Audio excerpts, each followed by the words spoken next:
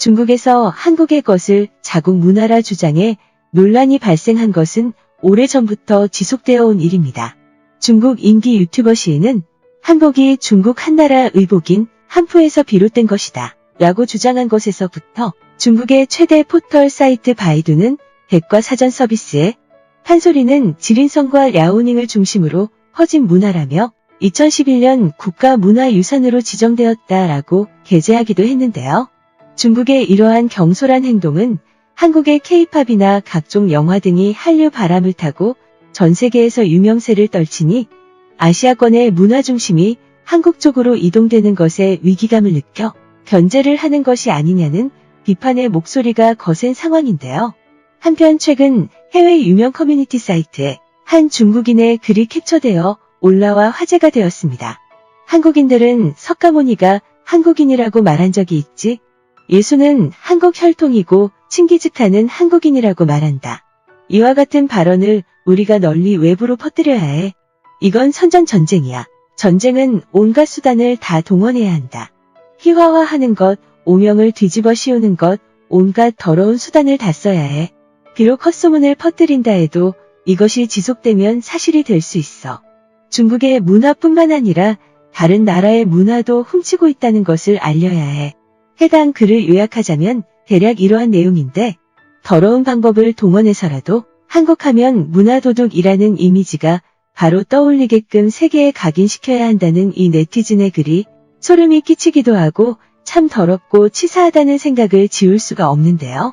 오명을 뒤집어 씌우는 것, 온갖 더러운 수단을 다 써야 한다는 글이 있지만 구체적인 방법은 나와 있지 않은데 인터넷상에서 한국인인 척하면서 온갖 괴상한 말을 남기고 한국이 인종차별주의자로 가득 찬 엉터리 나라라고 생각하게 만들려는 것 아니냐는 추측이 나오고 있는 상황입니다. 중국 사람으로서 나는 이렇게 행동하는 게 너무 부끄러워. 이런 종류의 행동은 중앙관리국에 의해 촉진된다. 초창기부터 중국은 최고라고 생각했고 5천년의 역사는 어떻게든 중국을 위대하게 만들어 한국과의 나이가 어떤 것을 증명하지는 못하는데 말이지. 중국은 여전히 소득과 인간 개발 지수 같은 분야에서 한참 뒤처져 있어. 너는 외국에서 온 중국이냐? 왜냐하면 당신 같은 마음을 가진 사람들은 외국에서 살면서 외국 교육을 받는 경향이 있더라고. 맞아요. 상하이에 많은 가족이 있긴 하지만 저는 캐나다에서 온 중국인이에요. 몇몇 사람들이 얼마나 공산주의 정부를 좋아하고 신뢰하는지 알게 되면 너는 놀랄 거야. 친할아버지는 70년대에 공산당에 대해 공개적으로 나쁘게 말한 죄로 투옥되고 고문당했으며 결국 목숨을 잃었어. 나는 중국이 과거에 한국을 지배하에 두었던 것을 사과해야 한다고 생각해. 나는 한국과 한국 민족에 대해 존경심만을 가지고 있어. 중국은 결코 한국을 지배하에 둔 적이 없어. 신화 국가 시기를 언급하는 거라면 두 나라 사이에 미화된 교류에 지나지 않았지. 중국은 한국을 침략하려고 여러 번 시도했지만 성공하지 못했어. 수나라가 몰락한 것은 사실 한국에 패배한 게 결정적이었잖아. 한국은 동아시아로부터 많은 존경을 받을 자격이 있어. 한국은 세계에서 가장 가난한 나라들 중 하나에서 경제 대국으로 발전했지. 내가 좋아하는 민주주의이기도 해. 중국은 일단 겸손할 필요가 있어. 중국은 세계가 자신들을 싫어하기를 바라는 것 같아. 최근 바이러스 이후 대부분의 나라들은 침묵을 지키고 수백만 명의 죽음에 대해 사과할 거야. 대신 중국은 마치 대회에서 우승한 것처럼 착각하고 대부분의 이웃 나라들을 적으로 만들고 있어. 기생충은 지금부터 몇십 년 후 초기 중국 영화의 업적으로 여겨질걸. 방탄소년단, 블랙핑크, 트와이스 등이 전 세계가 사랑한 중국 아이돌 그룹이 되겠지. 삼성은 중국 기업으로 기억될 것이며 더 나아가서 중국 기업 화웨이로부터 도용된 중국 기업으로 기억될 거야. 그리고 물론 한글은 5천년 전에 세종대왕이 만든 중국에 기발한 고유 문자가 되겠지. 한 중국 여학생이 2013년쯤 우리 반에서 삼성을 중국 회사라고 말했던 게 기억난다. 나는 그때 웃으며 의자에서 떨어질 뻔했어. 그 당시에 그녀가 그냥 혼자 바보인 줄 알았는데 많은 중국 사람들이 이런 생각을 가진 것 같다. 예견된 일이지. 중국인들이 가장 잘하는 것이 도둑질이니까. 1990년대 후반부터 한국 기업의 핵심 인물을 돈을 줘 간첩으로 만들어 한국의 첨단 산업 기술을 훔쳐왔지. 그리고 이제는 문화를 훔치려 하고 있다.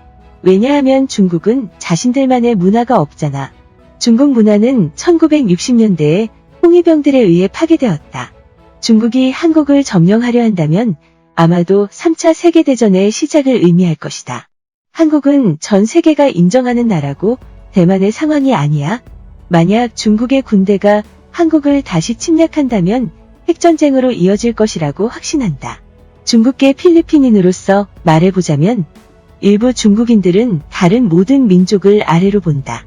다른 동아시아 민족들은 어느 정도 받아들일 수 있다라고 하는데 그 밖의 다른 모든 민족들을 본질적으로 이상한 더러운 우둔한 야만적인 등등으로 취급해. 더 유명해지면 적들은 더 질투하게 되지. 북한 역시 이러한 중국 중심주의에 대해 별로 달갑지 않을 것이며 중국과 더 멀어지기를 바랄 겁니다. 한국은 중국과의 관계를 끊어야 해. 그냥 무시하고 계속 혀를 놀리게 놔둬. 문제는 한국의 자존심이 너무 강하고 중국인들이 이를 이용하고 있다는 거야. 삼성에 자부심을 갖는 중국인도 있을 거야. 그들은 손흥민에게 자부심을 가지고 있다. 만약 손흥민이 자신을 중국인들 중 한 명으로 본다는 것을 알게 된다면 얼마나 역겹게 느낄까? 다른 아시아 국가를 부러워하는 아시아 공산주의 국가 중국? 변화를 두려워하지 마. 지금 매우 애처로워 보여. 중국 제국의 황금시대는 이미 사라진 지 오래야. 중국 공산당 혁명 기간 동안 책 불태우기, 문화유산 파괴, 전문가를 죽였기 때문에 더 파괴되었어. 모든 영광, 이야기, 유산, 전통, 문화, 그리고 몇몇 예술품들이 지금 대만에 있지. 만약 여러분이 진짜 전통을 보고 싶다면 중국이 아닌 대만을 방문하세요. 중국 네티즌들이 한국 사람들이 냄새나는 김치를 너무 많이 먹는다고 놀려대더니 이제는 김치를 자기네 것이라고 우기고 있어. 중국은 1위가 되기를 바라는 것이 아니라 모든 사람들이 중국의 우월성을 인정하며 굽실거리기를 원한다. 한국인들이 그렇게 하지 않을 때 처벌을 할 필요가 있다고 생각하지. 중국은 체벌에 관심이 많고 그게 인터넷으로까지 확대된다. 중국인들이 말하거나 주장하는 것은 그게 무엇이든지 간에 국제사회가 자동적으로 의심하게끔 해야 한다. 특히 최근 바이러스 사태 이후에는 중국은 신뢰도가 -10인 반면 한국은 소프트파워로 신뢰도 100에 육박하고 있지.